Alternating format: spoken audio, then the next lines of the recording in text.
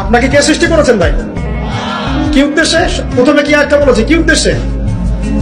আমাকে আল্লাহ পাঠিয়েছেন দুনিয়াতে নামাজ পড়তে, রোজা রাখতে, দিনের প্রচার করতে, দিনের জ্ঞান অর্জন করতে, এই তো। তা আমি একজন মেয়ের জন্য জীবন নষ্ট করে দিব কেন?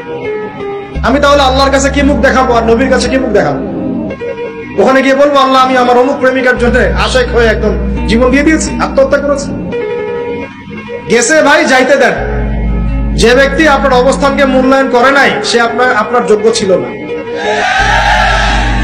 এখন আপনি কি করবেন? নিজের অবস্থান উন্নত করেন, আপনার পিছনে লাইন ধরে ঘুরবে। এটাই বাস্তবতা। দুনিয়া খুব খারাপ জিনিস।